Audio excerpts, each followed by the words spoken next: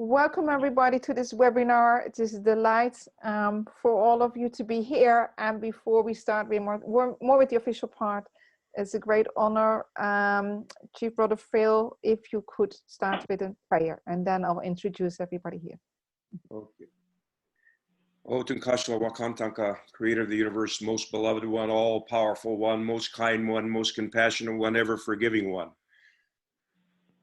We call upon your holy power at this time that we might awaken to the reality that we have passed into runaway climate change, and that we must awaken as with one heart and one mind and many bodies, with the unity of one human family, the understanding the hurt of one is hurt of all, and begin to prepare what's before us.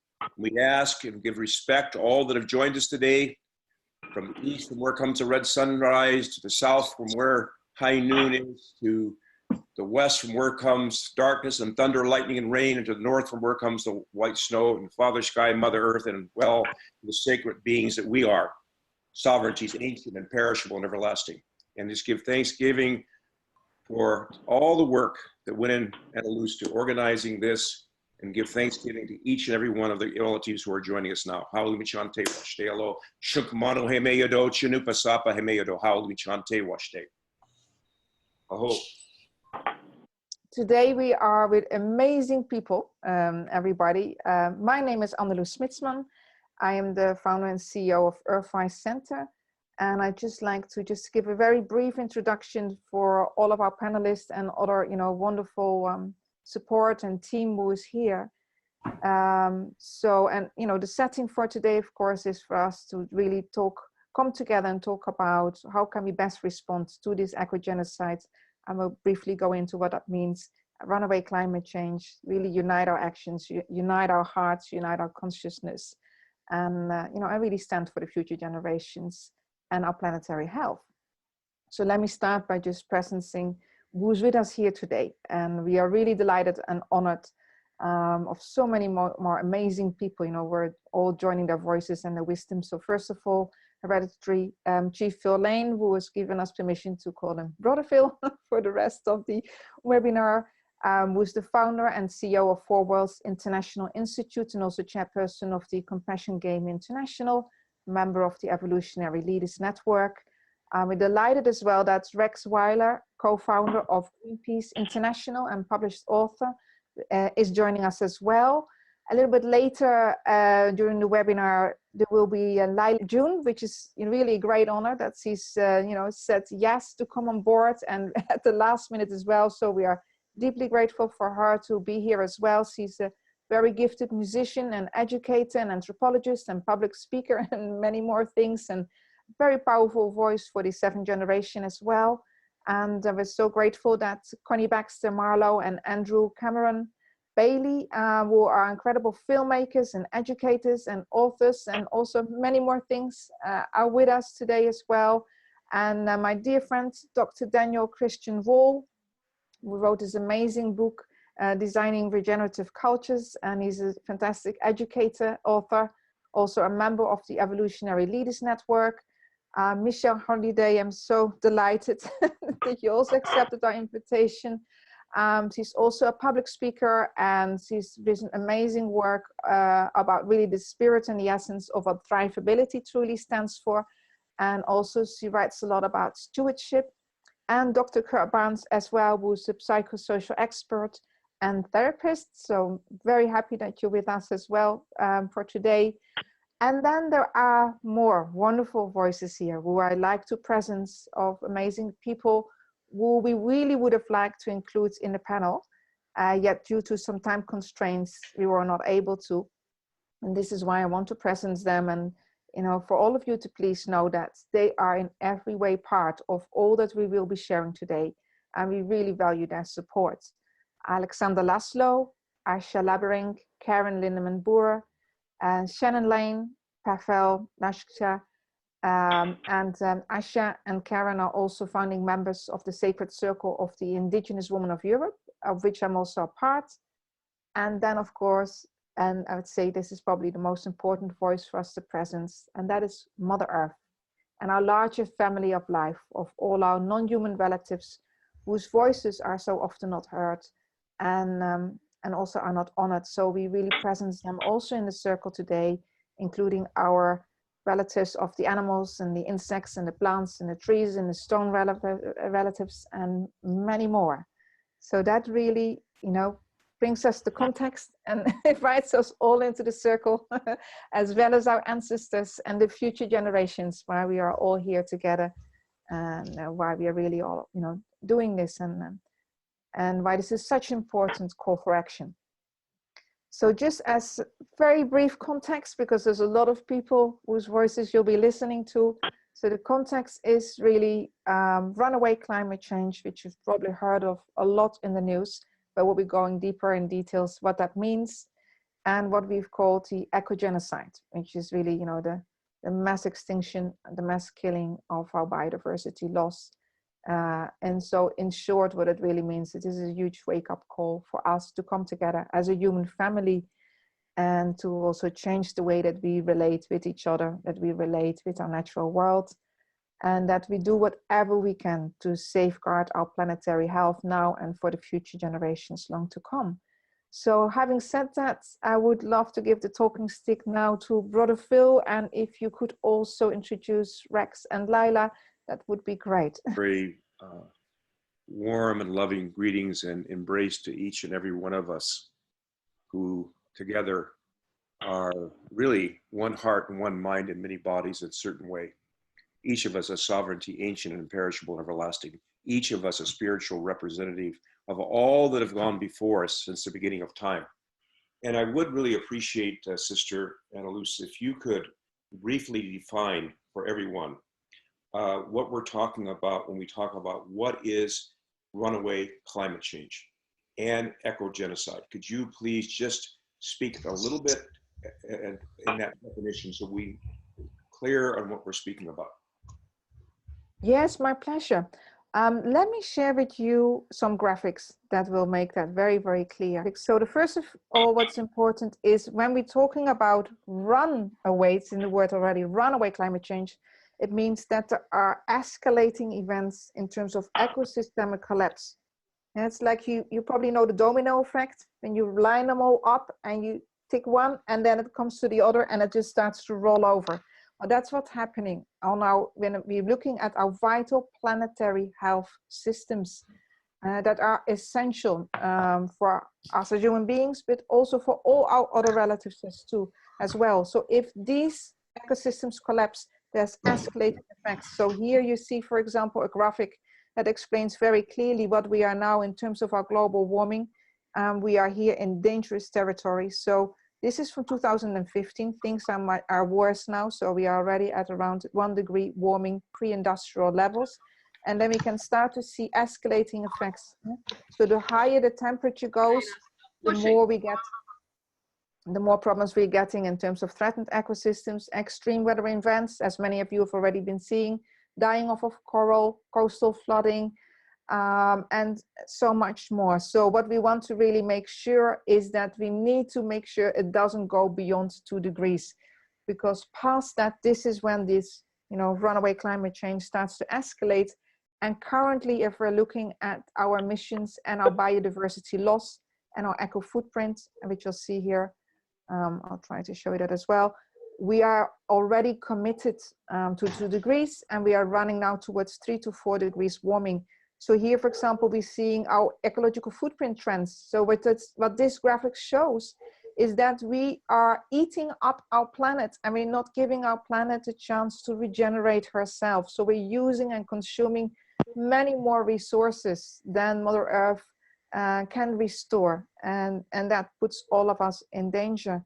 Yeah, here we see as well all of these greenhouse gas concentrations, carbon, methane, nitrous oxide, etc., increasing. Now methane is even more dangerous than carbon in terms of its heating impacts over time. And what we need to understand as well is, for example, if we're going around 3.2 degrees warming, and we are on that trajectory, if we don't drastically change things, then all that methane that's in the ocean is going to become emitted, and we can easily shoot over to 4, 5, even 6 degrees, in which case it becomes very, very difficult to sustain life. Here, what we are seeing in this graphic, there are 9 critical boundaries, planetary boundaries, yes, and we'll be sharing all these resources with you later. And when you can see here, 4 of these ecosystemic boundaries we are already crossing. This is another way of looking at runaway climate change. The eco-genocide is that we are starting to come to collapsing points that are escalating, carrying over impacts. Yeah. If we're looking at from a biodiversity perspective, then we see in the last 40 years, we have reduced our biodiversity with more than 50%. And that gives you just an overview of where we see that biodiversity loss. And it's very important to understand that for our planet, it's through the biodiversity that our planet learns, evolves, keeps itself healthy and resilient. I think as well, if the insects are going, and we've seen a lot of that, how can there also be cross-fertilization, for example? So there are so many escalating impacts, sometimes invisible to people or very subtle, which can have huge impacts across different time scales and spatial scales. Now, this very quickly as a graphic, this shows us how we are killing wildlife. Yeah? So this is all the space that we have given to cattle at the cost of so many other species. So these are just a few little graphics to just put things in perspective, why it is so important that we change the way we live. And a lot of what you're seeing here in these graphics, that is due to our economic system, unfortunately. So in the same way that we can see all these emissions that have escalated behind that, it's really we as people in the way that we have been using fossil fuels, burning fossil fuels, and in order to run our societies. So this is a call for a whole new way. Brother Phil. Thank you so much, sister, for doing that. I've had the chance to travel with an international team down to the Amazon early in the past year, and to see what's going on there and other places in the world, and to realize that from my perspective, this is really something that a dear brother has been telling me for 40 years from Greenland. And that is, the big ice on Greenland is going to melt, and there's nothing at this point we can do about it. And it's become clear. I just was visiting with him, and again, this is going at a minimum to increase sea level by 15 feet. How many meters is that at a loose? I think that's at least 4 meters. Yes, that's right. 4 or 5 meters, yeah. 4 or 5 meters. And now this is going to set in motion, and as you saw in those diagrams, all kinds of things. We're talking about hundreds of millions of relatives of our human family who are right on the edge of this whole, along the water, are going to be climate refugees, as many are today. We're talking about fires that we just saw hit California escalate in a major, major way everywhere. And we're seeing it here in Canada. It was something to be here in Vancouver while there was smoke, filling, our streets from all the fires going on in the north part of Canada. And that's not going to slow down. I think what's so important for us to awaken to and realize is that, as the prophecies promised, that until we understand fully that we are one human family and the herd of one is the herd of all, and we're related to all life, and then when we destroy the very foundations of which we need for life to go forward, we're destroying ourselves. And I want to share a story that was so poignant, I think, to this point. It was told to me over 40 years ago, but it still has the same kind of understanding and power that I believe we need to awaken to. And I have a wonderful grandfather. His name is Vine Deloria Sr., who was really a great mentor of mine in my younger days, and told me stories that just, inspired my heart to this day. And one he told about being home on the Standing Rock Indian Reservation in South Dakota, a little community called Wakpala, South Dakota. And he was visiting with one elder who didn't speak English very well, but he wanted to learn all the new English words. And of course, the word ecology has been around for a while, but really, in my day, at least, and I'm not that old, 74, but even before that, that concept really wasn't used. I never heard the word. Until all of a sudden, towards the late 60s, early 70s, that word began to be used a little bit. Well, this elder was very sharp, and he heard this word. He didn't understand it. So he came to my grandfather and said, you know, he said, he was a cousin, he says, Tahashi, he said, what is this word these Washichus are using,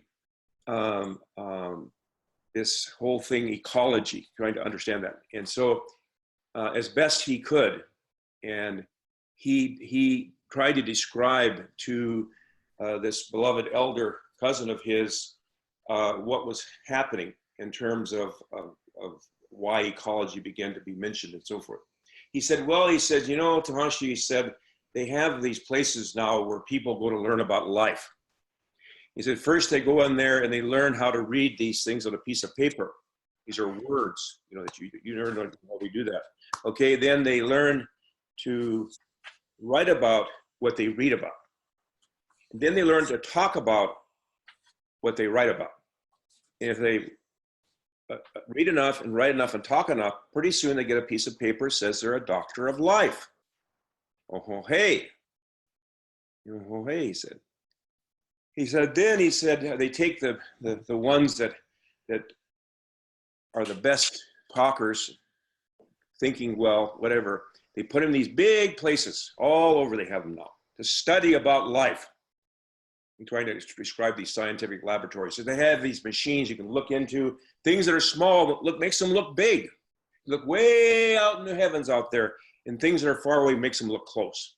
They take and pour Mother Earth back and forth, parts of her back and forth, and they study her and look at her, and they've been doing this for years now. They spent a lot of money. He said, do you know what they found out?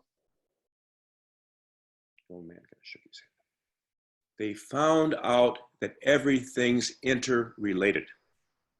They found out when you pollute the water, which all things drink, you pollute all these things. They found out when you pollute the air, which all living things breathe, you pollute all living things. The old man kind of looked and he smiled. He says, oh, huh? He said, I was wondering when they get around to that. I was wondering when they get around to that. Look what we're doing. We're cutting our Mother Earth's hair, which shouldn't be cut up. We're taking drilling holes inside of her and sucking her blood out. Then we're putting things inside of her and blowing her bones up. And he looked directly in the eyes of my grandfather and said, and what would happen if you did that to your mother? She'll die. So our elders and our prophecies have foretold this challenge for way before I was born. At the same time, you know, I believe that by coming together and drawing upon this age-old indigenous wisdom that exists still everywhere on Mother Earth, together with the cutting-edge technologies we have, you know, that, by the way, you know, we always used the best technologies available to us. We weren't foolish people as indigenous people. The thing is, tools depend on the values, the spiritual foundation of the person using the tools. And the problem is today, there's been a disconnect, just like in the US Constitution, when they took from the peacemaker the Constitution of the Iroquois and left out women and left out spirit. And so when you leave out the spiritual dimension of this, you miss the foundation of what has to happen. And so, so coming together, really, we began looking at this back in 1982 when we began to build these 16 principles for building a sustainable, harmonious world. Anyway, through the development of these principles, guiding principles, it gave us a foundation of unity. And I won't go further. You can read about those in the wonderful thing that Anna Luce has put together and background of everyone. And then I had the opportunity, because I had been really focused on healing and education and residential school issues and many other things. And I really wasn't involved so much as the Tom Goldtooth. We have some tremendous relatives out there that have been at this on the environmental dimension of this for so long, you know, Toshka, Reuben George, so many that have been at this for such a long time. But I had this wonderful opportunity to meet, and I'm going to kind of tell this little story and then lead into Brother Wex Weiler, because I think I have a lot to learn, and it'll be really interesting to see what Brother is going to have to say about this time. We talked about the same subject about 3 months ago when I just felt, I felt we'd gone into this runaway climate change. And so we'll see if he's, but what happened was I was invited to a dinner at a wonderful sister, Vandy Savage's home, who was another kind of unsung heroine of this movement. And Tara Stafford, John Cooksey, Ben West, all these wonderful relatives were there. And they asked, you know, we've been trying to do something about this Kinder Morgan pipeline, but we go out in the water and they arrest us and so forth. We can't quite seem to connect with the Indigenous people here, the First Nations people here. Can you give us a hand? And I said, well, you know, I also, as yourselves, am an honored guest here. I'm here on this sacred land. That's why I always acknowledge that here we are, sitting right where I am on the unshredded, unceded land of the Salish Nation. And so I said, I'll tell you what, on 2 conditions, I'll be willing to go to Sundance Chief Reuben George. I said, first of all, you're going to have to come and participate in prayers and ceremonies, because they'll want to know who you are. Because a lot of times they've gotten into relationships that don't respect our community participation process or community decision-making process. It might be too slow for others. So you have to be able to come. And so they did. They agreed to that. The second thing was you're going to have to allow the Indigenous peoples here on this land, the First Nations, the Salish First Nations, or whoever you are, to lead this. They have the opportunity. We have unsurrendered, unceded lands here, but also that we have unique rights of free, prior, informed consent. And so sure enough, we had, just within 2 days, we had this dinner, and through the great leadership, the Tsleil-Waututh Nation, Squamish Nation, Musqueam Nation, so many nations, and all the different environmental groups coming in behind and supporting the Indigenous people here, that finally, it looks very clear that it looks very clear that this pipeline is dead. Just like the Kinder Morgan has now left, and now the government of Canada is with it, but it seems like that stopped. And the KXL is stopped as well. So behind this whole thing, this is this dear brother, Rex Weiler, who was a co-founder of Greenpeace. And he has been such a mentor of mine in terms of helping me understand what's happening environmentally in the world. And together, really, he was he did most all the work. I just kind of put in some Indigenous perspective and edited it. But we put out this document, The Critical State of Mother Earth. At that time, we mentioned about runaway climate change. It was released on the 6th of December, 2015 at the COP21 at Paris, the Paris Climate Change Accord meetings. And it was very clear. It was supported by many relatives. It's there for you to read. And really, it's this comprehensive treaty. And I don't think we need to get into it any further, Anna Luce. People can read it. Unless you want to flash real quick those 4 slides and just say, when you get a chance, I ask you to please read through this.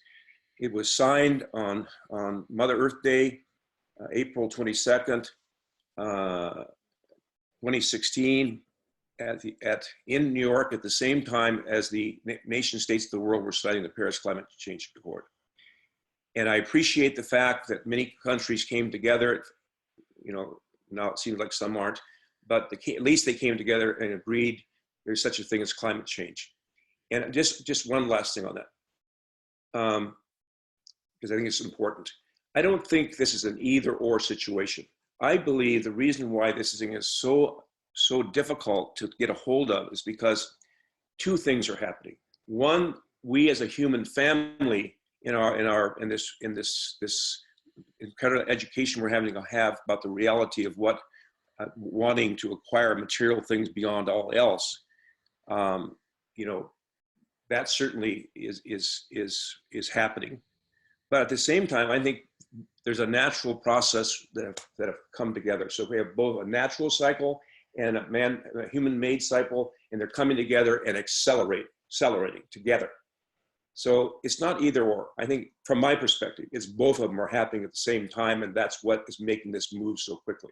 And so having said that, I really am honored to introduce good brother Rex Weiler. And brother, looking forward to your take on this. Brother Phil, thank you so much. Sister Anna-Lois, thank you so much for organizing this. I see so many wonderful people here, and thank you all for giving your time to this absolutely critical discussion that we as a human family must have. Brother Phil was being a bit modest about his my role in this and his role.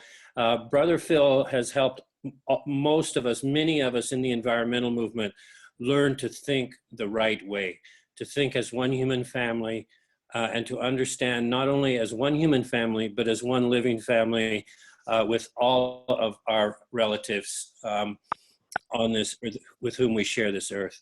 And that has helped us see our environmental crisis in a more complete way. Let me say one thing about the climate change challenge. You've mentioned biodiversity. We also saw on that list of boundaries, we saw the nutrient cycles. I'll explain briefly about nutrient cycles. Because of human waste, when every living thing needs nitrogen. Nitrogen is a nutrient for all living things. Every time we eat dinner, breakfast, lunch, a snack, we are concentrating nitrogen in our bodies. And the waste that comes from our homes, in our septic and down our sinks, all contains these nitrogen nutrients. What we are doing is concentrating the nutrients through the human community, loading them into rivers and lakes. We're causing algae blooms in the lakes and rivers and causing dead zones in the ocean and so forth. That's what that nutrient cycle business is all about. It's just as urgent as climate change, just as urgent as our biodiversity collapse. All of these issues that we are looking at, these environmental issues, they are symptoms. They are symptoms of a larger issue. And that issue in ecology, we call that overshoot. I'll give you an example of overshoot. Overshoot is when a species, a successful species overshoots its habitat. This doesn't just happen with humans. If a pack of wolves, a family of wolves occupies a new watershed with lots of deer and lots of rabbits to eat, those wolves will grow and grow and grow in numbers until they've overshot that habitat, until they've eaten too many deer and rabbits. And what happens to those wolves? They start to die back. Nature has a way of dealing with this. When wolves overshoot their watershed and die back, we think that's just normal. And it is. That's the way nature works. But we have this strange idea that humans somehow get a free pass. You saw those pictures, you saw those graphics that Anna-Lois put up about humans and our livestock. Do you know now that humans and our livestock represent 96% of the mammal biomass on Earth. That includes all the whales, all the elephants, all the raccoons and rats, all the mammal biomass on Earth. 4% is wild, 96% are humans and our livestock. This is overshoot. We have overshot the habitat of the entire Earth, and we have to understand that nature has a way of dealing with this. There will be a contraction of the human enterprise all over the Earth. Now, one thing about climate change, we've had 30 years of climate meetings. The science has been known for over 100 years. We have had 30 years of scientifically based climate meetings to resolve the question of climate change. Through those entire 30 years, the human emissions of carbon has continued to increase, not decrease. How can you have 30 meetings about a problem and the problem gets worse? Something is fundamentally wrong with our human system. And that fundamental thing that is wrong with our human system, I think Anna-Louise mentioned, is our economic system, which is designed around profit, that the rich can invest their money and make more money. That, in a nutshell, is our economic system, and it is killing our planet. So, what can we do? The question I believe we all care about most, what can we do? And I have a few suggestions. I think it's already been mentioned, but we must learn to live more simply. Hoarding and collecting material things, being richer, having more cars and bigger houses, this is not the path to paradise. The path to paradise is to learn to live simply, consume as little as possible, and we as a human family also have to learn to stabilize our growth as a human family, which means smaller families, taking more time before we have children, considering the impact of our size of our human family on the earth. One of the things that I think is important for everyone to do, if you want to do something, is to simply stay active. And I don't think it so much matters how you choose to stay active. Stay active on the things that you love to do. Stay active on the actions that you feel comfortable with and where you feel you can have an effect. But just simply being active gives you a sense of peace and calm because you know that you are helping. Secondly, we have to localize our efforts. We have to focus on family and community and the ecosystem where we live. I do not believe that there are any giant global solutions to any of this. The giant global political meetings that we've had are not working. Please, I encourage people so much to focus where you live, on your community. Every once in a while, you will have an opportunity to help on a larger scale. Let those opportunities come. Otherwise, focus where you live, with your families, with your community, build community cohesion, and protect your local ecosystems. The third thing I suggest is be in love with nature and express that love every day. Go for a walk, spend time with Mother Earth, not just talking about it, not just thinking about it.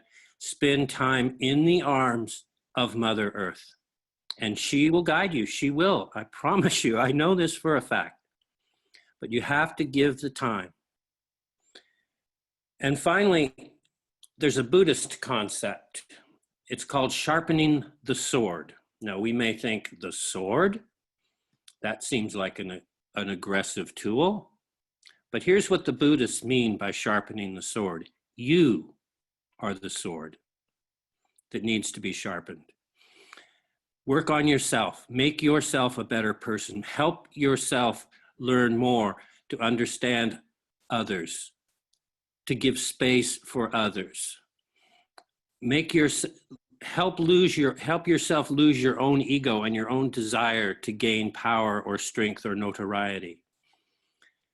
As you become a better human being, as you become more graceful and more modest and more humble, you become a more effective agent of change. That's what the Buddhists mean when they say sharpen the sword. You are the sword. Keep that sword sharp, mindful, caring of others. It's very important. In my experience, I've been in the environmental movement and social justice movements my entire adult life since I was a teenager for over 60 years. And I can tell you the weakest link is always our own ego. So those are some suggestions for me. I know that many of you are working already to try to make this world a better place. It is going to take the entire human family, and I thank you so much for giving me a few moments to talk to you about these challenges that we face. And I look forward for the rest of the morning hearing what the rest of you have to say. Thank you so much. All my relations. Thank you so much, brother. I really, really deeply appreciate it. I want to share also that Lila June, Tojal Lila June will be here. She's having a little breakfast with her grandmother. So I think we should go ahead and move forward the agenda, and we'll include her in when she arrives. There's a new leadership consciousness that is required. And that it really, you know, if we are looking also at, we've had the Human Rights Charter, there's been a lot of emphasis on our rights, but very little emphasis on our responsibility. Of course, we have also the Earth Charter, which emphasis is more on our collective responsibility. But it is really essential that we are starting to come in to understand our collective responsibility also as a collective leadership responsibility, collective leadership opportunity. And this is where we can see as well that there is a beautiful movement being born in this process, and it's the rise also of the feminine wisdom and the feminine qualities. And I'm for a purpose talking about as feminine qualities and not just only women, because I see this also within the man, not just in the woman. Yeah. And so as we are seeing the kind of planetary consciousness rising, the planetary consciousness waking up, Mother Earth speaking via us, we are her children, the Gaia consciousness awakening, we seeing at the same time, of course, also the feminine qualities and feminine values in terms of that inclusiveness of our diversity and our relatedness perspective, and really caring and honoring also the future generations, and including the 7th generation in all of our decision making, which we haven't done. So I'd like to briefly share it as well. We, you know, Rex mentioned, of course, already about the economic system, which is very important, but also let us understand our democratic systems. Now, some of my background is not only in ecology and in leadership development, but it's when I first started, it was actually in constitutional and international law. And what I noticed, if we're looking at our democratic systems, there's a flaw in that, and that they are by design not sustainable, because having a 4-year electoral cycle continuously means that the 7 generations and the 7th generation isn't including in our decision-making processes. And that, you know, very often we have a discontinuity as well. So this is really, you know, it's such a deep call for all of us as a humanity to redesign our societies on the basis of very different principles. And this is where also the 16 guiding principles that Brother Phil shared with you, and that you can read up as well through the resources, provide a very, very powerful framework, as well as the 16 articles in the International Treaty for Protecting Mother Earth. And so this is, you know, really wonderful to build on that. And we need therefore also new and different consultation processes, because as long as we have these electoral systems and political systems whereby it's 50%, and often it is not even in realistically 50% deciding for the other 50%, that is not going to work. Yeah? And this is why we need new and different forms of decision making as well. And what we can see in the rise of the feminine qualities and understanding is it's precisely these values. And it is that inclusiveness, to really see ourselves as a united family, And that is, of course, a lot of work for us to be done, because that means now how do we create processes also for that deep form of collaboration, and how do we create processes for that inclusiveness of our diversity. And we come from systems, mechanistic systems that have been breeding so much division. As Brother Phil very often says, that disunity is the disease of community, so that we have to really, address that. And again, the 16 guiding principles are a very powerful framework for healing that disease of disunity, and to come into unity in a very inclusive manner, because we've seen a lot of movements around unification as well, but very often the ones that speak for the unity become the next dominator. And this is again what we need to be incredibly aware of. So we need new structures, new forms of governance, new principles. And I'd like to share with you also, therefore, some legal frameworks that are useful for all of us to work with. And I really wish that every child who goes to school and high school learns about law. It's amazing that many people don't know the law and the constitution, so we don't know how to leverage it. And it's a very powerful framework, because in the legal movement, for example, the conversation about 5-10 years ago was, do we need new laws in order to protect our climate and Mother Earth? And then what you can see in some movements from the Netherlands and other places, they said, well, hold on, let's look at our existing constitution. And isn't there in the existing constitution a responsibility of the government to protect its citizens from foreseeable harm? Now, that clause in the constitution was often used as kind of a vote to say, if we need to go to war in order to protect our boundaries, so if we need to protect our citizens from foreseeable harm, then we can do that.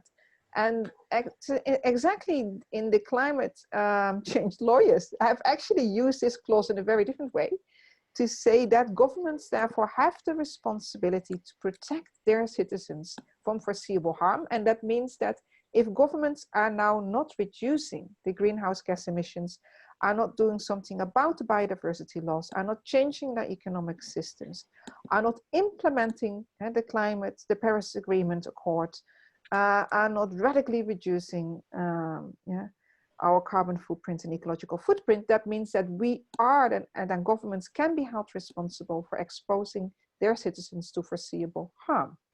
And the Uganda case, for example, in the Netherlands is a very powerful case. And it has shown that citizens took the government to court and won the case. Yeah? And that they did not need to create new treaties or new laws, but they could use the existing law and existing frameworks. Now, and the reason why I always say, learn about your laws in whatever country you are, because you find leverage points there for holding your government also responsible and accountable. Yeah. And this is important because quite often people who are kind of abusing power, and I'm not saying governments are doing that, but as a general principle, the ones who are kind of abusing the power and abusing the authority will do so by keeping people ignorant of their power. So the power that we have as people, and the power that we have as informed people, conscious people, and now united people, also in consciousness, in heart, in mind, in actions, and in hands, is phenomenal. And we've only started to tap into that. It's really for us to discover that power that we have as the people together, informed, conscious, and as Brother Phil often says, informed consent as well.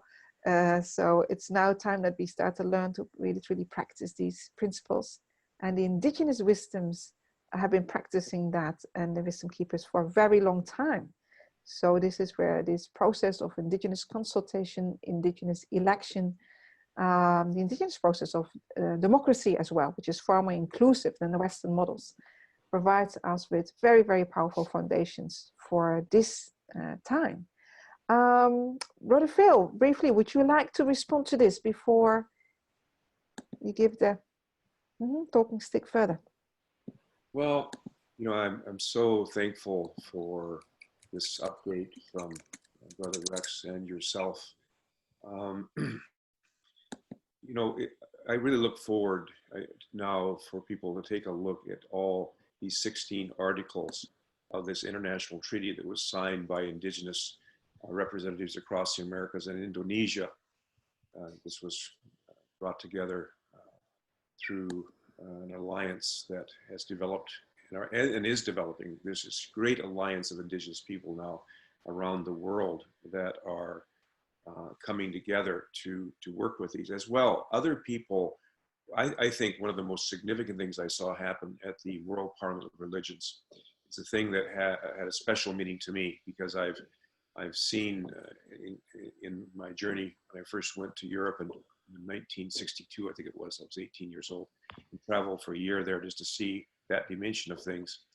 And as well, have had a deep relationship with the Netherlands since I was just a young boy. I think I was 9 years old when they had the big flood there in Rotterdam. And my dad has this tradition of Wakpala, who were doing after they had nothing.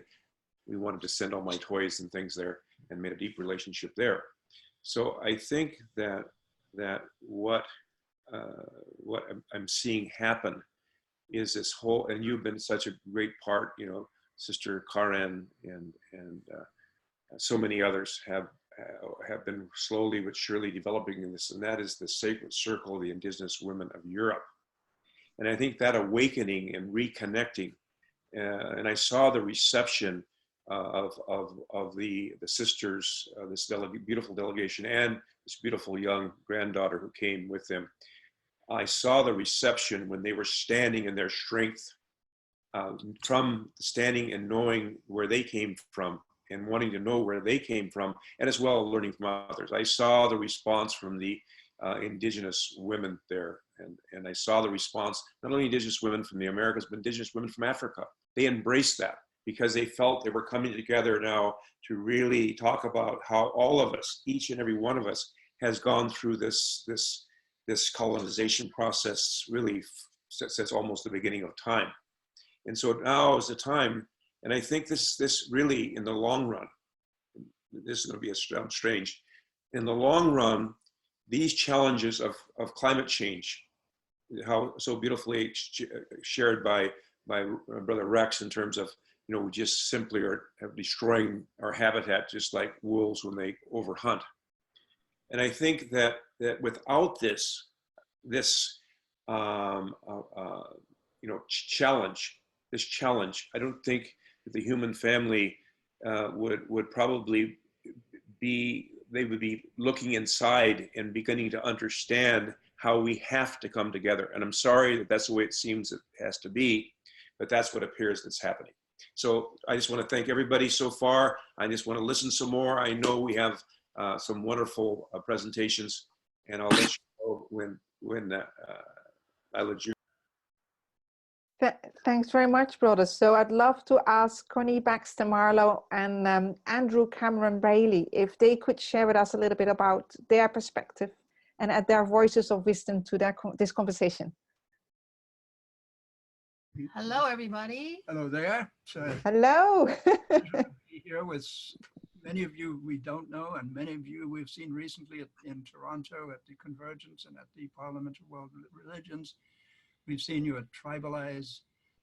We're aware of others of you. Yes, and we only have a very few minutes. So I'll bring a little bit of what my vision and knowing is, and then Andrew will bring some concrete solutions that he's come up with. But from my perspective, and I'll echo what Phil just said, and that is that this climate crisis is a crisis that's breaking the heart open. The love of Mother Earth is catalyzing us into our hearts and into our love for all of creation.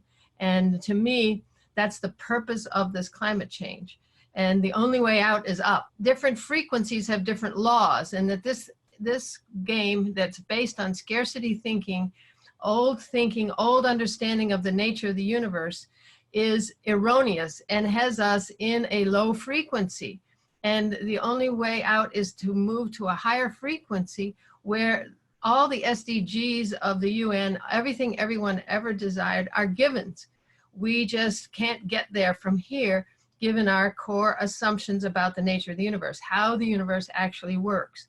And I've spent extensive time with visionary elders, including Brother Phil here many, many years ago, and many others who've come into my life to show me these missing pieces of our paradigm, that we are operating on erroneous assumptions about the nature of the universe that keep us stuck in a lower frequency. And fixing the problems in the lower frequency, to me, is not what it's about. It's about going inside, connecting with our hearts, connecting with our brothers and sisters, am I still there? Yeah. You know, all of creation that the indigenous peoples have lived and known forever. And now our hearts are opening and our minds are opening to the indigenous people, because they're the caretakers of the earth. And we're in a crisis of the earth. It's our love of the earth that's just saying to, hey, indigenous people, what have you got to bring to this party? And the 16 principles of Brother Phil's are brilliant. Now we just have to move into living them. And the treaty that they've done, I mean, there's just been so much concrete work done by your people, by the Phil and you, Analos, and everyone who's gotten this far. And I think we just have something to bring to this party. And that is that we need to go to our core assumptions about the nature of the universe. How does it work? And what we're bringing is that there is, in fact, only love. And so it's a whole construct that we're bringing on the nature of the universe that resolves many of the paradoxes that has us see things as not love, that keep us from walking into our hearts and aligning with our intuition, watching the signs of the universe, telling us what to do. So I'm just kind of jamming in a whole bunch of thoughts into a very short period of time. Party going on. We're all invited. We're just not there. And that party is more abundance than we can fathom, more joy, beauty, balance, the true human nature, the true human heart coming to play. All of creation is awaiting the love in the human heart. And the climate crisis is catalyzing that opening of the heart. Thank you. How do we wake up? Then we have to grow up. People have epiphanies and so on, and still do not know how to behave as an adult human being. In fact, our species behaves much like an adolescent, especially the country of my relocation to the United States is truly adolescent in its current behavior. And there's serious danger in that. So we are a very endangered species right now. Honestly, this is the most dangerous time I'm aware of in all of human history. That's a big deal. It's climate change is, or the climate threat is an enormous challenge, and there are many, many others, as I know you know. So the climate challenge.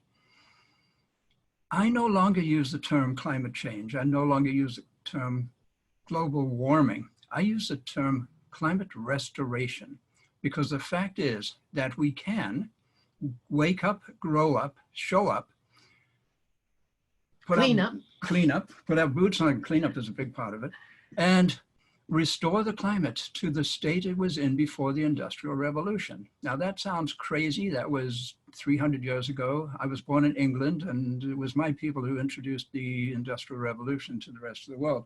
And now we're seeing the unintended consequences of that. So purely on the venture or the challenge of restoring climate, what do we do? Well, let's look at the problem. The problem appears to be 1 trillion tons of excess carbon dioxide in the atmosphere. Back in our great-great-grandfather's day, we had about 300 parts per million of CO2 in the atmosphere. Right now, we are running about 410, and that's at the top of Mauna Loa in Hawaii, where the air is exceedingly pure. If you're in somewhere like New Delhi or Cairo, you're probably in the region of 450 to even 600 parts per million. And at that point, you're in trouble. And these incredibly polluted cities that have resulted from the burning, mostly from the burning of fossil fuel, have put us in a situation. And the situation is dire. As Rex said earlier on, we've known about it for 100 years.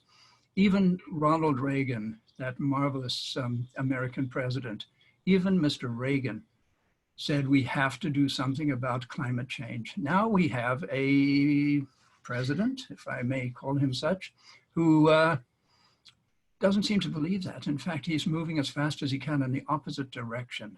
To me, that's almost like a declaration of war, climate war on my grandchildren. I take that personally. So I'm working for 4 little people, none of whom is over the age of 10.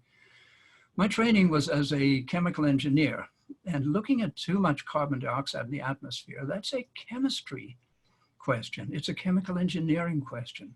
And the chemistry in the solution, and I'm going to speak about solutions.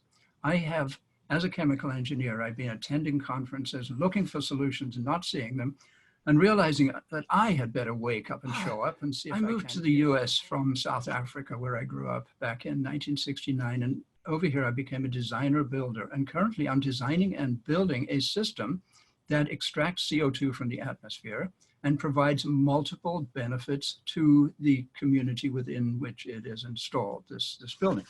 Here's the building. That's one view of it. Here's a cross section. Can you all see it? Hopefully. And we start with agriculture. We have a regenerative agriculture component that literally eliminates Monsanto, eliminates chemical agriculture in its totality. And this is based on an American invention patented back in the mid-90s that literally hits the reset button on agriculture. Forward to collaborating and conversing with any of you who would like to be in touch. Thank you. Thank you very, very much for this wonderful inspiration as well. Transition to go to our dear friend, Dr. Daniel Wolf. This has been really rich already, and I want to keep it brief. Annelies invited me to speak a little bit about the rising regeneration movement around the world, or what I call the regeneration rising. I think that all of us alive today are challenged in our lifetimes to redesign the human impact on Earth, to fundamentally change our ways to become healers of a wounded planet that we wounded, and to do what we can to turn this runaway climate change around before it turns into cataclysmic climate change. And the good news is that this is happening all over the world. And one of the core principles of regenerative development is it starts with personal development. So I'm going to echo a lot of what has already been said. Rex mentioned a lot of wonderful things that stay active. Like by the power of our attention and the power of our intention, we shape this world. There's nothing that we cannot, like that we do or don't do, that doesn't affect the whole that we're a part of. So just a loving attention towards trying to be part of the healing rather than part of the destruction of Mother Earth is already making a difference. And so it is an internal, it is a spiritual path, it is a personal development path, but it's also a very practical path out there. And for example, Paul Hawkins' Project Drawdown has listed 100 ways that we can draw carbon out of the atmosphere already right now. There is a global movement on regenerative agriculture that is changing how we grow our food in ways that farmers become guardians of ecosystems' health. And there's a global, more academic and policy-driven movement around planetary health. I wrote my PhD in 2006 on design for human and planetary health, and was really surprised because initially nobody wanted to know about it. And in 2017, the Rockefeller Foundation and The Lancet, the key medical journal, published a report on planetary health. And for all of you out there, this could be just like the SDGs with all their flaws, an invitation and a platform for a conversation we need to have right now, also about their flaws. In a similar way, this planetary health concept, which is already 120 universities and government policy think tanks lined up around the planet, is a key entry point for us to work on all of this. I see a confluence on the planet as we see the converging crises of Fritjof Capra, my mentor, said, if you follow the ecological, the economic, and the social crises upstream, you meet a crisis of consciousness, a crisis of perception. In a similar way, if you, as the crises are converging, the solutions and those trying to heal the planet are converging and confluencing like rivers meeting. And for me, these are the rivers of planetary health, of everything regeneration. We've mentioned the fundamental need to redesign our economic system. It is a degenerative and dysfunctional system, and there are people working on that. The Capital Institute has published a paper on what would regenerative capitalism or regenerative economy look like. Just a couple of days ago, they've published a paper of what would regenerative finance look like.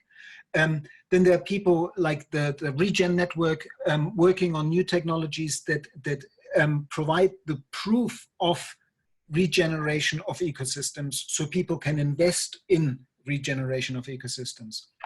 And there's a lot wonderful work going on in education, the Earthwise Center, Gaia Education, Gaia University, the permaculture movement, the holistic land management movement, so many people coming together. There's deep wisdom in the regenerative development process developed by Regenesis Group. And I'm really excited to see all these things coming together. And for those who are interested, I gave a talk on this at FinHorn. I'll post the link on this so you just get all the links. Yeah, so somebody said earlier, well, I loved how Brother Phil described how after all these years of science, we finally figured out that it's all connected and it's all interrelated and it's all intelligent. This is the strapline of pioneers who've done good work in trying to bridge this gap between indigenous knowledge and modern science and innovative explorational ecological designers and engineers for decades now. And so our movement is not a new movement. Our movement is a movement that is as old as the climate change problem, and actually an ancient movement if we finally reconnect with the wisdom that indigenous cultures have to share to us. And as we stand up and do something about this, we do so with the power and authority of 3.8 billion years of life's evolution. It is life speaking through us, saying, enough, we have done enough damage, we now need to make a difference. And we now, and this is, it is local, but it is global. It is both local and global, because we need to do the action in our place, in our bioregion, but we also need to keep connected, to learn from each other, and to keep this awareness that everything we do everywhere is contributing to the healing of the planet. And as we come together in all our diversity, with all our strife and current fundamentalism of beliefs, we will heal ourselves as we heal our ecosystem and our planet. We are a wounded people, a wounded civilization. We're not even a civilization worthy that name. There's too many things to go on in the name of humanity that are uncivilized for us to call ourselves civilization. Let's become a civilization, and let's do so by healing the planet and healing ourselves. Thank you. Oh, hey. And you know, dear Tojal Lila June Johnson just came and arrived from this beautiful breakfast she had with her grandmother. And so Tojal Lila June is just for me, one of the fulfillment of the sacred prophecies about the rising of our seventh generation. And I'm fully with you in terms of the idea of let's have this go on forever, not just limited. But right at this time of history, I mean, her love and kindness and compassion for indigenous people, but for all members of the human family. I saw her in action in Ethiopia. She has this incredible, beautiful heart. She's so honest. She's so very brilliant, having graduated at Stanford University with a very, very high honors. And yet she's the most humble, loving, straightforward, but truthful young person. There's many reflecting her, but she has got a special message. So Toja, we've got time here. Please share your message. Thank you so much, Dixie. Yeah, at Eshik Earo Shudina Esh Lila Junior Nishye Nanisht Ejit Hachin in a Slino Haskite in the Ebashishi Ashin had Dishiche Bilagana Ada Chanel Taos, New Mexico, Date Nasha Bedil Dasin Shiran Akut Ego Dene Astan initially. My name's Lila June. I'm a I'm a friend and a niece and a granddaughter to Chief Phil Lane here. I'm really honored to be a part of this group here. I'm from the Black Charcoal Streak division of the Red Streak in the Water clan of the Dene Nation, also sometimes incorrectly known as Navajo. And on this discussion about runaway climate change, I think what I wanted to present as an idea is the idea of my people's creation story. We have a very ancient creation story where we talk about the four worlds. And in this creation story, humanity moves through a series of worlds, and each world is destroyed and a new world begins. And each time that a world is starting to come to an end, the people have to evolve or die, pretty much. And so some of the people make it through to the next world because they undergo a process of, quote unquote, evolution. And so the first world was flooded. And you'll find a lot of different nations around the world say that, they remember the flood, a great, great, great flood that flooded the earth. It's not just the Bible that talks about that. Every nation I've ever come across talks about the flood. So my understanding is that this oral history is not just a myth, but rather is a chronicle of remembered history and herstory of the people. And so they said at one point the fourth world, which is the current world that we are in, would also end, and that we would be forced to evolve or die. We would be forced to evolve or die, and at the end of that fourth world, we would enter into the fifth world, which was the glittering world. I'm not sure why they call it the glittering world, but that's what they called it. So while I am not happy about the destruction of a large percentage of the species of the earth, and while I am not happy about the destruction of Mother Earth and of women as well, as they are kind of mirrors of each other, I do know that my people have seen this coming for a long time. We kind of understood that this was going to happen. And we've actually been through many worlds before. We've seen the destruction of worlds before. And so this history is all about learning hard lessons and learning them the hard way, sadly. And this relates to the understanding of our ancient societies. I did graduate from Stanford with honors, and I studied anthropology, and I studied native education for my master's, and I've just started my PhD on Indigenous food systems.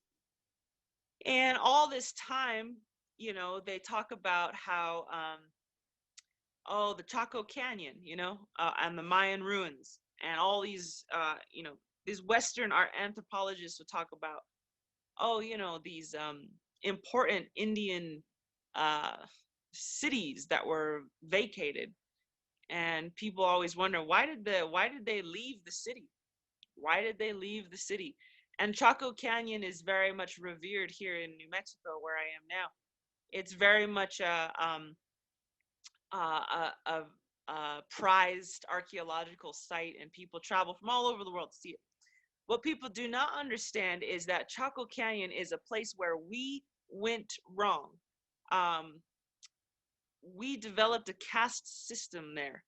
We developed a form of slavery. We developed a system where certain peoples were subservient to others. We developed running water there. We also developed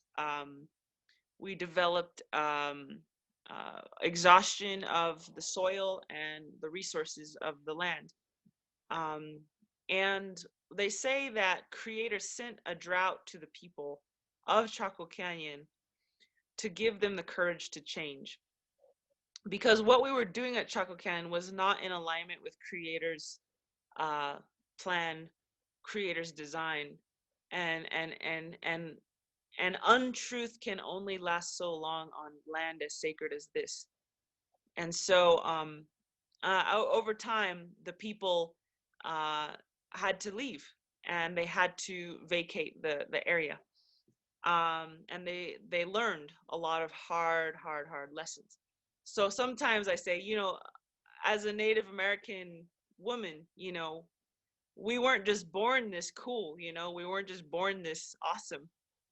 Just kind of a joke, but we actually had to go through a lot of hard lessons to become the nations that we are, and to become the people that we are. And people greatly misunderstand the origins of slavery. It started here. It started here on Turtle Island, or as some people call it, America. It started here. And so we've been through it. We've been around the block. We know what to do. We know what not to do. We're very sophisticated in our ecological sciences. We have songs that can heal cancer that doctors don't even know how to heal. We're very sophisticated cultures. We have been brought to our knees pretty bad by 500 years of terrorism, but even with that, we still retain a lot of our sophistication. A lot of it has been destroyed, but we do retain the core of it, thank goodness. But anyways, so these cities, the Mayan civilization, why did they leave? Everyone's wondering, why did they leave? Well, the Mayans as well started to develop. They started to play God, started to play God and create the world around them instead of allowing themselves to meld into the creation that already existed around them. Kind of like New York City is a way that we play God. We think we can build a better environment than Creator can, and we just never will be able to. That's not our role. That's not our place here. And so the Mayans actually left that city because they decided that they were not God. And my elders say, can you imagine the faith it would take to leave the city and go into the forest again, and to be a humble child of creation once again? And so these were times when our societies deviated from truth, and we paid for it every single time. Not as a punishment, but just, it's kind of like trying to plant a tree in the river. It's just not going to work. You have to plant it in soil. It's not punishing the seed for not growing in a river. It's just not how it's designed to grow. So we are in the process of altering our practice, our way of living, such that we make more sense. In other words, we're planting the seed of humanity in the soil instead of in the water. So all of this climate change, they say there's the people get cancer, people get cancer, and a lot of people, you see those billboards that say, we fight cancer and we're going to beat cancer, we're going to kill cancer. But from my elders' perspective, cancer is actually a messenger. And cancer is, in a way, it's like that drought that came to the people of Chaco Canyon and gave them the courage to change. The cancer is like a catastrophe, and it's a messenger saying, hey, something is not in balance in your life. Maybe you blamed yourself for a way that someone abused you when you were little, something that wasn't your fault. And so the cancer is helping us get back to health. And so similarly, this climate change is like cancer. It's saying, hey, it's a messenger. saying, hey, this is not in harmony. This is not in balance. This is not like, what if there was no climate change and we just kept skewing off in this direction? You know, we would just get more and more distanced from our true nature. In a way, I see climate change as a great balancer, a great reminder from Mother Earth telling us it's time to bring bring yourselves back as children of nature, not masters of nature. So the moral of the story is, do not break what Creator has made. Because we are breaking what Creator has made all over creation, there are consequences. It's very simple. For instance, oil is sacred, and it's meant to be where it is. Everything has a purpose, and if it's underground, it's because it has a purpose underground. If you take it out of the ground, there will be consequences. Same with coal, same with uranium, same with silver, same with gold. Every single one of those mines has a dark consequence. Dams, damming the river. That's another example of breaking creation. You know, the river, if it doesn't have a dam in it, it's probably not supposed to have a dam in it. So these people, they build dams and they don't understand that there's fish that have to go up and down. There's nutrients that have to go downstream, and they just basically destroy an entire ecosystem. And they said that we were primitive. And we say, wow, well, are we the ones that are primitive? Because you just block that river. Like, don't you understand there's salmon that have to go up? And don't you understand that those salmon actually keep the whole forest alive and the soil alive? And people don't, for some reason, they don't click. It's like, that river, don't dam the river. That's not a good idea. Another example of breaking what Creator has made is the GMOs. Again, playing God. We are not God. We are children of God. Here we go, tinkering with the genetics of the seed. So this climate change is a response. It's a consequence to our actions.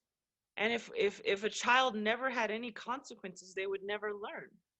And so just like my ancestors, my elders said, you want to know where the people of Chaco Canyon went? Just look in the mirror. And I said, what do you mean? They said, you are the descendant of the people of Chaco Canyon. And I said, oh yeah. And they said, you know, that's where they went. And just like my ancestors had to learn these hard lessons to be able to give me my language, which has beautiful words in it, like hajoba, humility, kindness, which means kinship, mindedness, and equality, or honjon, which means joy inside and out, or ayoanishne, which is a way you tell someone that you love them and you have a high esteem for them.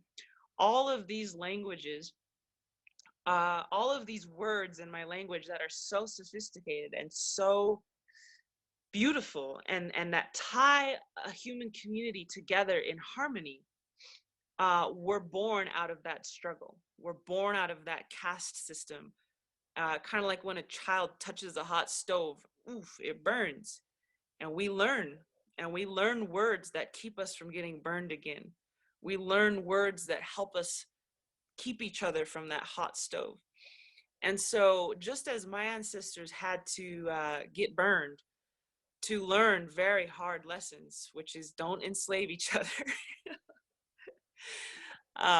don't act like you can do better than nature. I mean, you can try, go ahead, but it's not, you're going to learn that it's not the way.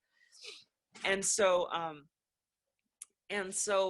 just as my ancestors had to learn these things the very, very hard way, all of humanity on a global scale now is learning a very, very, very hard lesson. And that lesson is, if you take this mother for granted, you will lose her, you know? And it's hard. It's hard to lose your mother. But once we lose her, as we are losing her now, she's slipping through our fingers. We will learn. Trust me. We are going to learn a big lesson. A big lesson that is going to teach us to remember to never ever break what the Creator has made. And two, one last thing I'll say is to not be a master of nature, but to be a child and to be a part of nature. So that is what my elders taught me. I'm literally just plagiarizing everything they said. I'm not really that wise. I'm just relaying the message to you all. And I thank you all. And I thank you, Dekshi, for letting me be on today. Oh, hey, you know, Toja, if when we come to the last speaker here, and I'm not sure because we have, if then really appreciate if you give a little prayer, or song, some words, whatever. That'd be really wonderful to close this out. So I'll leave that. And Luce, we have more speakers yet? Yes. Okay. Fine. We have 2 speakers. I asked those relatives that are here. I realize we're going longer than we expected. Sometimes my father said a good Indian visit, a good Dakota visit, you come in October and you leave in March. That's a good visit. So if we're going a little bit over, then I ask you, if you want to have a good visit, please continue. If you have to leave, we certainly understand. Okay, fine. Thank you so much. And Laila, thank you so much. This was so powerful. Michelle, Holiday, I'd love to hear from you very briefly as well. Wonderful. Thank you. I'm still absorbing this last message as well.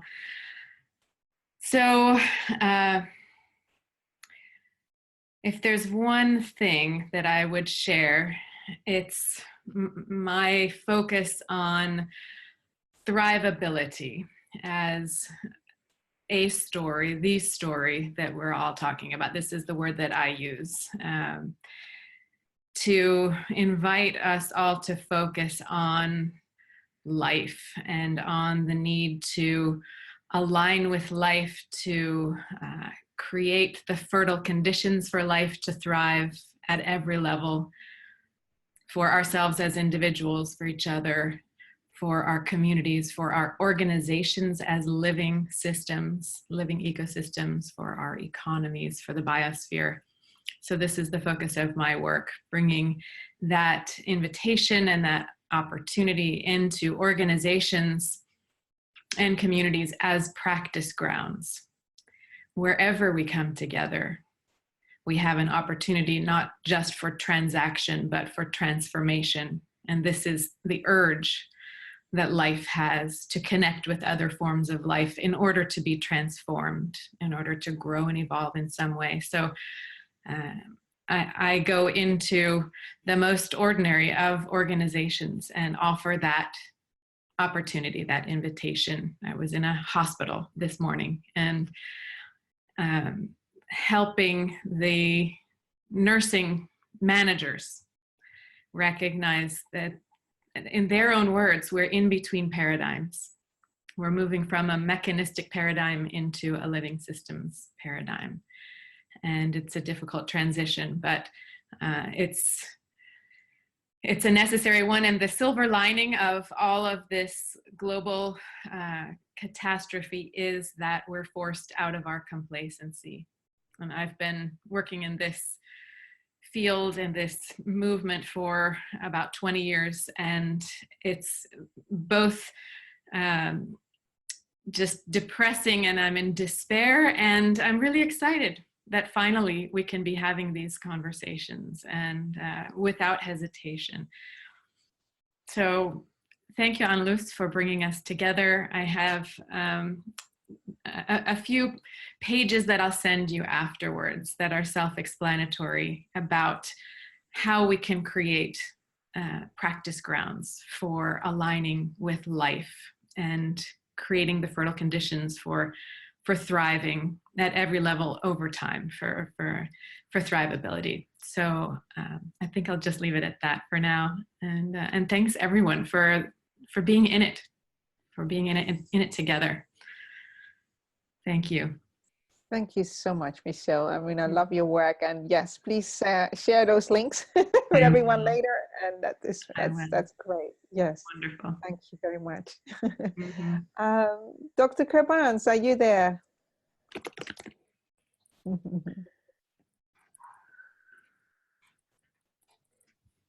This silence is very nice. It shows that we are all listening to something, trying to at least. And it's not easy because we've been so much used to think that we are different and away from each other. Believers believe. Non-believers also believe, but in different concepts. And we've now come to a point on our planet that if we don't have planetary consultation, like the sharing that we're doing today, to understand each other better, as well as participative, so that we go back to what we've understood and practice and share more with others, but also inclusive. That is, we cannot exclude the non-believers if we want to have a holistic answer to our problem. And in many Western countries, one has the attitude that believers are majority.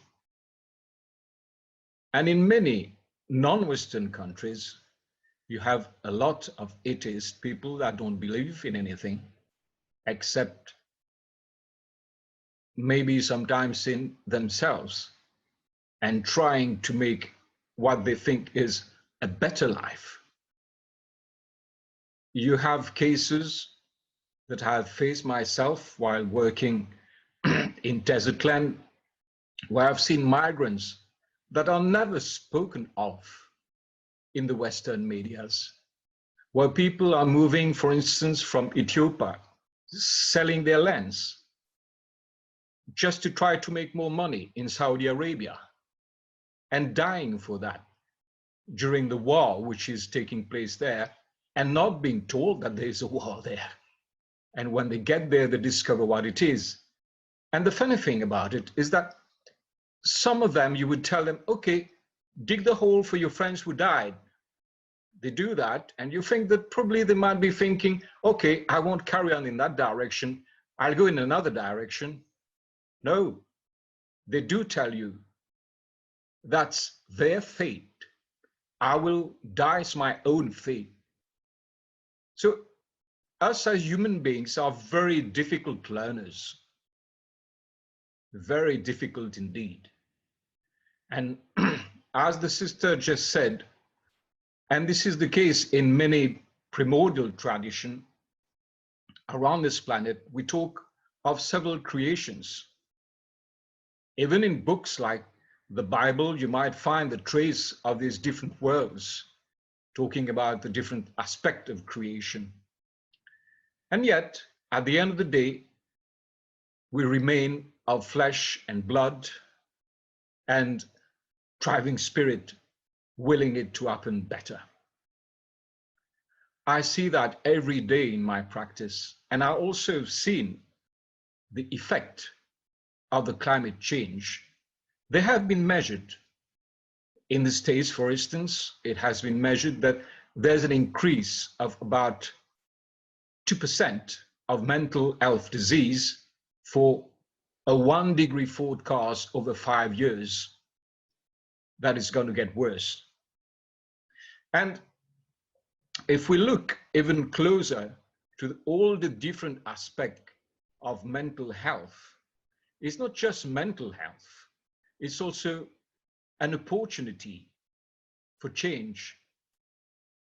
As our sister just said some time ago, it's an opportunity for us to examine the social and physical infrastructure of our communities to consider the opportunities of enhancing a new approach to well-being, a search for new economic structures, basically back again to this idea of a planetary, consultative, participative, and inclusive attitude, where non-believers and believers can include each other in looking for those answers.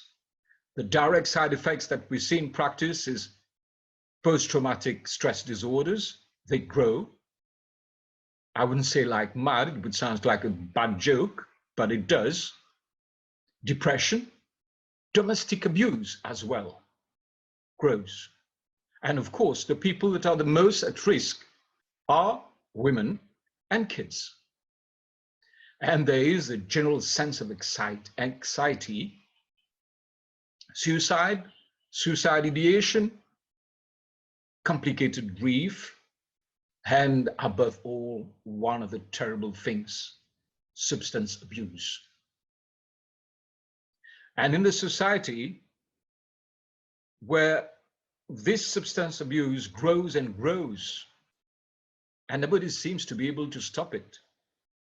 Now, even our attitude, sometimes we can ask ourselves how much of it is due to this transformation taking place in the environment. Because as you may know, as in Chinese medicines, for instance, you have an intermediate aspect, which is for between each seasons. And now that this intermediate aspect is growing and growing as if it's becoming more than a season in itself, we are more and more in imbalance because we lack certain nutrients in our body. Therefore, our body doesn't function as before. Irrespective of what you may try to do, we're not eating what we should be eating. And even when we eat the right food, sometimes those foods are poisonous now. We are in a really terrible situation. However, we must cultivate hope.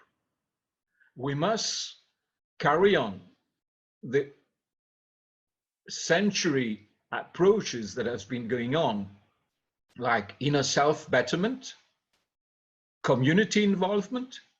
But now there's also a new approach, which is important, which is the legal involvement. Kids have been suing governments and they've won. This is wonderful news. It means that if some people around the world are interested just to see what the kids want for their future and present that in a court of law, we could force some of the governments that don't want to abide to what is necessary for our progress to do so. So that is a great hope. There's, of course, strengthened actions for social networks, like what we're doing. We're strengthening these links. We're strengthening what we can learn from each other and hear what may be the new paradigm, or give it birth altogether. Because as they used to say in the past, we're all waiting for an avatar to come. We're not waiting for any outside avatar anymore. We're just trying to give birth to our own inner avatars. So, like a co-creation towards this new paradigm. So we need to educate more and more. You have certain places where there are difficult attitudes regarding sexuality. The laws are so different from one country to the other, and within the country themselves, they are so different. But the way forward is, again, education. That is also part of the problem of climate change, because when people are stressed, they become more aggressive and they try to impose more on each other. There's been some old experiments where rats were put in labyrinths, and if you were going to add the number of rats, making it bigger and bigger, you would have more and more fights. So we end up being at each other's throat. And of course, there's this difficult approach whereby People that have never had a fridge in their life want to have a fridge too. They don't understand why the others have got 2 fridges, 4 fridges, they got freezers, why they can't have a small fridge. Because you tell them that this is going to create a problem for the planet, they can't understand that. Because they need to have a minimum of comfort. So they believe. So it is necessary really to consider this planetary approach. Have a look at what is happening in other places.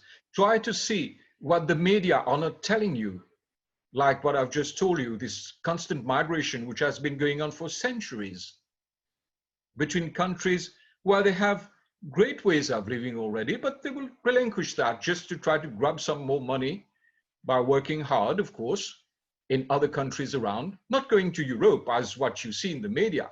That is just part of it. It's only lately that we've had this great movement towards Europe, but in fact, there's been a lot of movement within these poor countries to what is the richest one in the area.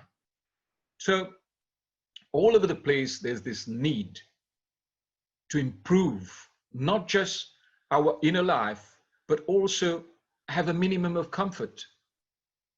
And it might sound strange for someone who is living with 2 cars to think that somebody else need to have a car as well. The guy's never had even a bicycle sometimes. So there's a need for that. There's a need to understand that we cannot have it all just for us. There's a need for a greater brotherhood, sisterhood on the planet. Invent new systems. So please, do get involved in your political systems because they need reshaping from inside. If you don't do it, nobody will do it for it. No one will do it for you. We all have to keep on trying. Thank you so much for all that you shared with us. This will help us improve, I believe, and help others better. Thank you. And I'm going to ask our dear beloved Toja Lila June to close us off here at this time with a prayer, song, however she wants to do this. And then we'll have the chance to reflect on all this incredible wisdom that's been here with us today. I'm so thankful, each and every one of you. Thank you so much. I learned so much, each and every one of you. So Toja, please take us to that place we need to go beyond the murmur of syllables and sounds. Well, thank you, Dr. Barnes, for that beautiful insight. I'm honored to be with all of you today. Okay, so all right, well, I'll just sing All Nations Rise. How about that, Dexy? Oh, that's beautiful. I love that. I play it all the time and I cry every time I play it. So if I kind of cry a little bit today, that's great. All right. Tears are good. You're taking us home. Okay. This song is for the Indigenous person within all of us, that we can all come out of hiding, because a lot of forces have belittled our cultures and belittled ourselves, whether you're a Native American or a woman who was persecuted as a witch, or beautiful African descendant whose culture was ripped away from them, or beautiful brother or sister from Asia who were told they were less primitive than the Eurocentric states. It's for all of us to reclaim our Indigenous selves. Indigenous people, shine your light, we are equal, yeah, yeah. I remember the days when our prayers were illegal. I remember the days when being Indian was lethal, yeah, yeah. Yeah, we had a rough past, but get ready for the sequel. Get ready for the glorious comeback of our people. Yeah.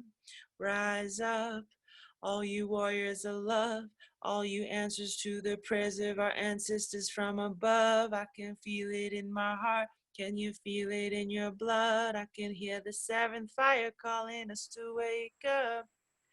All nations rise. Rise up, 'cause now's your time.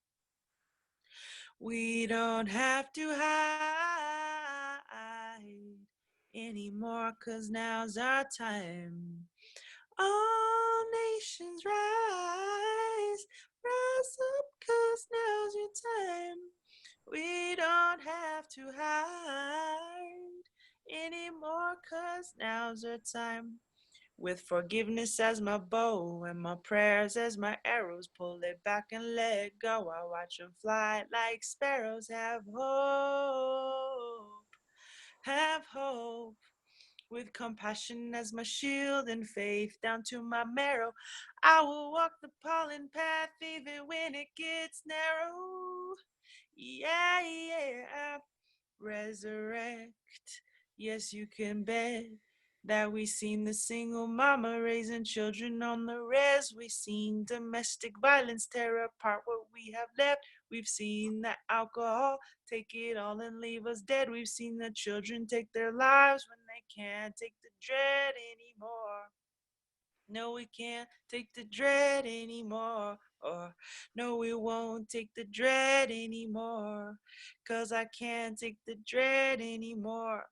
Yes, it's a war, but we've seen it all before. And now we know we can change it, 'cause that's why we were born. We know we are the ones that we have been waiting for. Yes, we are the ones that Grandma has been praying for. So rise up, all you warriors of love, all you answers to the prayers of our ancestors from above. I can feel it in my heart. Can you feel it in your blood? I can hear the seventh fire calling us to wake up. All nations rise. Rise up, 'cause now's your time. We don't have to hide anymore, 'cause now's our time. Yeah, yeah. Wobe Tonka. Great Hey, Thanksgiving. Mirama Tuye Lo. So be it. How? Wow. Thank you so much, everybody. This is amazing. Well, I just want to say thank you, Wobe Tonka. Great Thanksgiving for this, and Tuye Lo. I really love that statement. Some key words my father passed to me were really important. It means so be it. That's the way it shall be. That we shall move forward as we have talked about. Have a great day, and thank you so much. And thank you, Annalise, so much, and all that helped out for this to unfold as it is. Oh, we'll talk to you soon. You're most welcome. Thanks, everybody. Blessings for your day and evening. Goodbye.